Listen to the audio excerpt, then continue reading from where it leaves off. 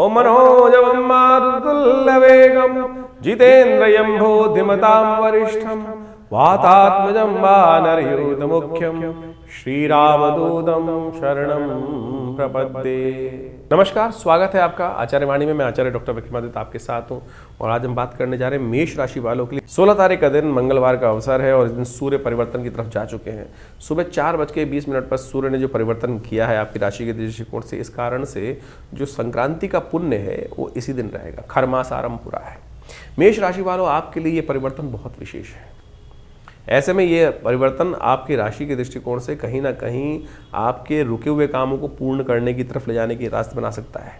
कहीं ना कहीं राज्य के कामों में लाभ प्राप्ति के योग बन सकते हैं। धर्म कार्य में आपकी जितनी वृत्ति रहेगी उतनी उन्नति के योग बन सकते हैं। लेकिन ध्यान रखना, बहुत ज़्यादा आपका रवैया जरा टुलमुल रहेगा ना, वो कहीं ना कहीं बहुत ज़्यादा गुस्से में, बहुत ज़्यादा कहीं ना कहीं शांत। इस बात का ध्यान रखना कि बैलेंस होकर चलने की ज़रूरत है। इस समय जो भी कार्य करें, सब कुछ करें, बैलेंस होकर करने का प्रयास करें। एग्रेसिवनेस, फालतू की और बहुत ज़्यादा ओवर डंपनेस, दोनों कहीं ना कहीं आपके लिए अनिष्टकारी हो सकती है। तो इस बात का ध्यान रखते हुए आपको कार्य करने की ज़रूरत है। बैलेंस होकर चलिए। थोड़ा हनुमान जी की, जितना धार्मिक कार्य में रहेंगे ना, हनुमान जी की अवश्य पूजा करें। इस वक्त हनुमान जी आपके समस्त कार्यों को सिद्ध करने के योग बनाने वाले। मंगलवार का अवसर है, सुंदरकांड का पाठ लगातार करते रहें। 7:30 चल रही है, वही आपके समस्त कष्टों को निवृत्ति का योग बनाएंगे। तो इसलिए ये सूर्य का जो परिवर्तन जो आपके लिए हो रहा है, ये बहुत आपके लिए कल्याणकारी योग बना सकता है। भगवान सूर्य को नित्यपति जल दें। आपकी राशि में ही सूर्य उच्च होते हैं आके, तो इसलिए भगवान सूर्य के जो भी उपाय शास्त्र में वर्णित हैं, गायत्री का जप, गेहूं का दान, ये सब अवश्य अपनी श्रद्धा के अनुसार से अवश्य करने का प्रयास करें। हो सके तो इस एक काम और करने का प्रयास करें, आपकी राशि के दृष्टिकोण से वो अच्छा रहेगा। चांदी के बर्तन से भगवान सूर्य को अर्घ्य दें और वो आपके लिए अच्छा है। और मन को शांत करने के लिए यदि खाने में चांदी के बर्तनों का या चांदी के गिलास का उपयोग कर सके तो वो भी अच्छा रहेगा आपकी राशि के दृष्टिकोण से। तो धनु संक्रांति जो है वो विशेष तौर पर होने को तैयार है और एक खर मास माना जाता है। इस बार 15 दिसंबर की रात्रि में करीब 28 यानी सुबह 4 बजे, यानी आप मान के चलें 16 तारीख को सुबह 4 बजे सूर्य परिवर्तन की तरफ जा रहे हैं।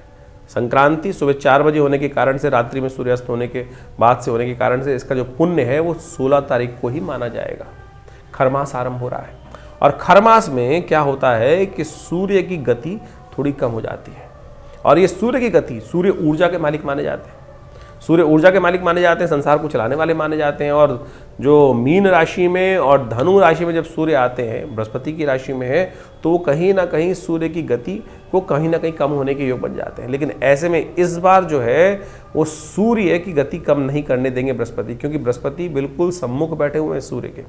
और वो बृहस्पति जो है उनका प्रभाव पूरी तरह से सूर्य पे पड़ता दिखाई दे रहा है। तो ऐसे में आपको अपनी एनर्जी कम नहीं दिखाई देगी, थोड़ी सी एंजाइटी ज़्यादा रहेगी, तो थोड़ा द्वंद्व से फंसते बदनाव करें, इस बात का ध्यान रखें बिल्कुल कि सूर्य के बिल्कुल सम्मुख बृहस्पति महाराज अपनी राशि पर पूर्ण दृष्टि डालते दिखाई दे रहे हैं। तो ये खर नेगेटिव नहीं है, खर मास जो है ये पॉजिटिव ही बनता दिखाई दे रहा है। ऐसे में थोड़ा सा नित्यपति उपाय भगवान सूर्य का अवश्य करने का प्रयास करें। सबसे बड़ा उपाय हमने आपकी राशि के दृष्टिकोण से तो उपाय बताया ही है, लेकिन एक बात और ध्यान रखें, थोड़ी देर भगवान सूर्य का दर्शन अवश्य करें।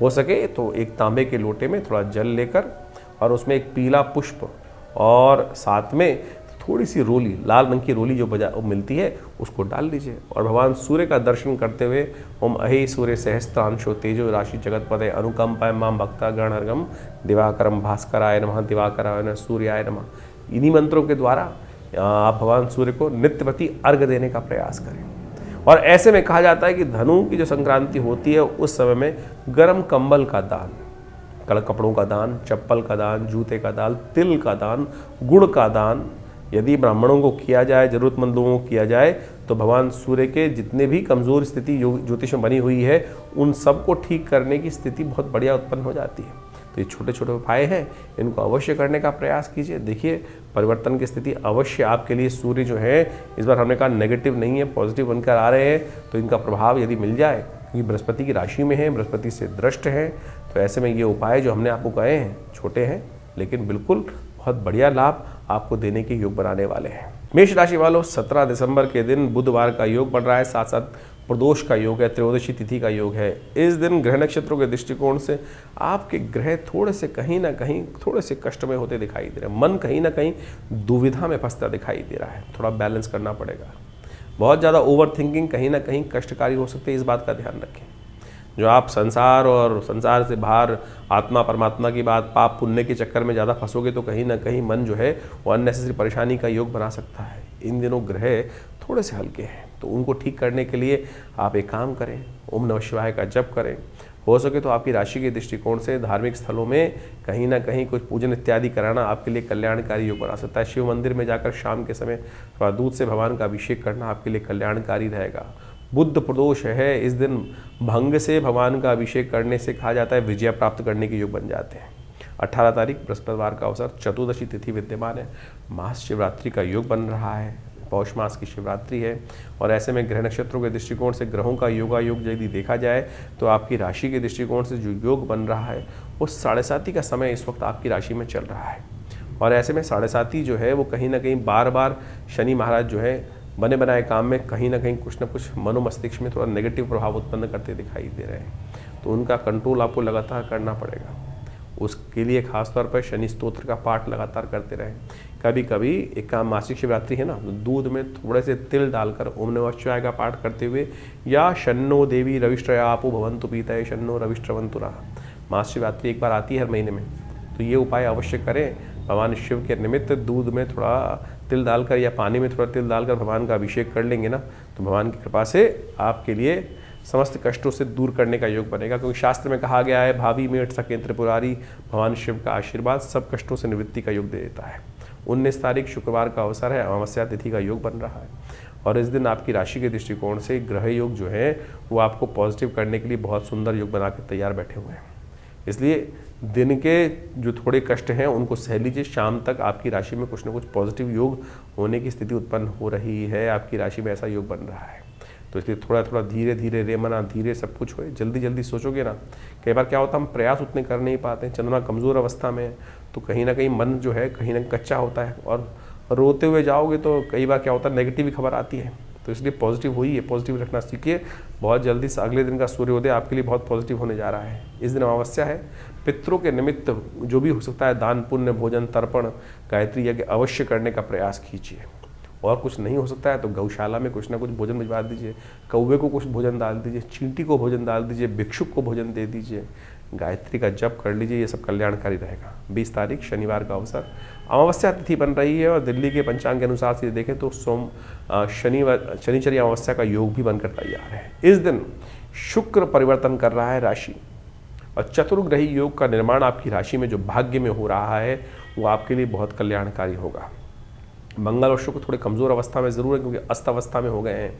उनको यदि आपने ताकत दे दी तो ये आने वाले समय में आपकी चीज़ों को पॉजिटिव करने के योग बना सकते हैं। लेकिन एक बात ध्यान रखना, मंगल शुक्र की युति कमज़ोर अवस्था में तो कहीं ना कहीं गलत संगत परेशानी में डाल सकती है। धर्म से करोगे तो अच्छा रहेगा, अधर्म में रहोगे, धर्म के भाव में आपकी राशि के दृष्टिकोण से मंगल शुक्र की युति हो रही है, थोड़ा सा कहीं ना कहीं मन में रिलेशनशिप्स के मामले में थोड़ी सी कोई ना कोई नेगेटिव भूख जगाते दिखाई देंगे ये ग्रह। और आने वाले समय में इस बात का ध्यान रख, 7:30 चल रही है, गलत तरफ हाथ डालने से कहीं ना कहीं नुकसान होने के योग बन सकते हैं। तो इस प्रकार से आपने राशियों का जो प्रभाव समझा, उसके अनुसार से आपके दिनों पर दिन किस प्रकार से ग्रहों की चाल रहेगी, उसके अनुसार से अपने जीवन के कार्यों को हमें करने का प्रयास करना चाहिए। ज्योतिष एक प्रत्यक्ष विज्ञान है। ज्योतिष के अनुसार से इस बात को हमको अच्छे से समझ लेना चाहिए कि जो प्रभाव है वो विशेष तौर पर कहीं ना कहीं वो छाया पड़ रही है, वो सूर्य परिवर्तन की तरफ जा रहा है। जैसे बड़ा परिवर्तन होता है ना, जैसे गर्मी सर्दी बरसात, ये सब प्रभाव होता है तो प्रकृति पर इसके अनुकूल से प्रभाव पड़ते हैं। अब व्यक्ति विशेष के ऊपर से किस प्रकार का प्रभाव पड़ने के योग बनने हैं वो विशेष तौर पर समझने की आवश्यकता है। जैसे क्षेत्र के अंदर बारिश हो रही है, उस क्षेत्र में हज़ारों लोग रहते हैं, करोड़ों लोग रहते हैं, लाखों लोग रहते हैं, उनके अपने अपने प्रभाव हैं। किसी के लिए वो वृष्टि अच्छी है, किसी के लिए वो सर्दी अच्छी है, किसी के लिए वही सर्दी रोग कारक हो जाती है। तो ये सारा का सारा बाइफिकेशन जो है वो राशियों के अनुसार से हम समझ सकते हैं, अपनी इंडिविजुअल जन्मपत्री के अनुसार से। जितना इसको सूक्ष्म करते जाएंगे ज्योतिष को, उतना ज़्यादा ज्योतिष की गणनाओं का प्रत्यक्ष चमत्कार हमको अपने जीवन में देखने को मिल सकता है। तो इसलिए बहुत सारे लोगों के प्रश्न लगातार हमारे व्हाट्सएप पे भी आते रहते हैं, और बहुत सारे लोग व्हाट्सएप पे वैसे भी भेजते रहते हैं कि हमारे जन्मपत्री के अनुसार से क्या कुछ जानना है। देखिए, जन्मपत्री को वृहद वर्णन करना परम आवश्यक है। देखिए, ऐसा कई बार क्या होता है कि हम सब लोग नेगेटिव चले जाते हैं ज्योतिष के अनुसार से। हमारे जीवन में हमें पता चला कि कुछ कष्ट के योग हैं, तो हम कहते हैं फिर ये बायस है, गलत है, कुछ ना कुछ। लेकिन देखिए, सब कुछ कर्म के हाथ में है। कर्म प्रधान विश्व रच राखा। जैसे आपके जीवन में जो भोग बन रहे हैं, जो कुछ योग आपके समक्ष आ रहे हैं, वो सब कर्म का ही प्रभाव है। शुभ कर्म करेंगे तो शुभ फल आएगा, और अशुभ करेंगे तो अशुभ का योग बनेगा। तो इसी प्रकार से आपके जीवन में यदि कोई ग्रहों का अशुभ प्रभाव बनकर आ रहा है, तो उसको ठीक करने के लिए सही कर्म, सही दिशा पकड़ना ही वास्तविक तौर पर सही कर्म करना है। तो उसके अनुसार से हमारे किए हुए जो दुष्कर्म है वो कहीं ना कहीं शुभ में परिवर्तन करने का योग बना लेते हैं। इसलिए भयावह चिंता ना करें। बहुत सारे लोग चिंता में फंस जाते हैं, किसी कुंडली में कुछ अशुभ योग आ गया, कोई केमुद्रम योग आ गया, कोई मांगलिक योग आ गया। तो पहले तो मांगलिक योग का ये समझ लें कि नेगेटिव योग है ही नहीं भाई। बहुत सारे लोग जबरदस्ती डरने का प्रयास करते हैं। कुछ लोग ज्योतिष के दृष्टिकोण से पितृदोष पितृदोष का हंगामा मचा देते हैं। अरे ज्योतिष में कहीं ज्योतिष का विषय पितृदोष है ही नहीं। अध्यात्म का विषय भी पितृदोष नहीं है।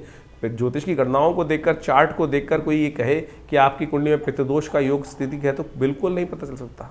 बिल्कुल ऐसा कोई योग नहीं। हाँ, इस प्रकार के योग बनते हैं कि कैसे लोगों को सावधान रहना चाहिए, कैसे आपको अपने जो कर्म है वो ठीक करने का प्रयास करना चाहिए।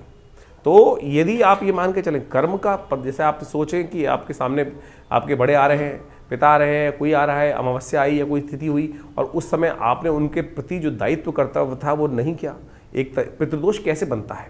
आप मान के चलें आपने किसी बुजुर्ग व्यक्ति को कुछ उल्टा सीधा कह दिया और उसके मन से कुछ परेशानी हुई, तो आप समझें ये ऋण आप पे चढ़ गया, कर्म का दोष आपके जीवन में हो गया। और यही वास्तविक तौर पर जो कुछ दोष हैं वो बनते हैं। और ये कुंडली के अनुसार से बोलना कि भाई आपकी कुंडली में तो पितृदोष का योग बना हुआ है, तो ये बिल्कुल गलत है, फालतू की बात है।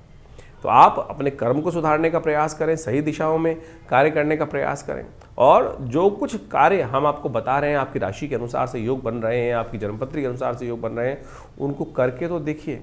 हमने प्रत्यक्ष चमत्कार एक नहीं हज़ारों बार देखे, हज़ारों बार देखे हैं, और बहुत ज़बरदस्त तरीके से जीवन के कष्ट दूर होने के योग बनते हैं। तो इसलिए अपने कर्म को सुधार कर सही दिशा पकड़ें, जन्मपत्री को समझने का प्रयास करें।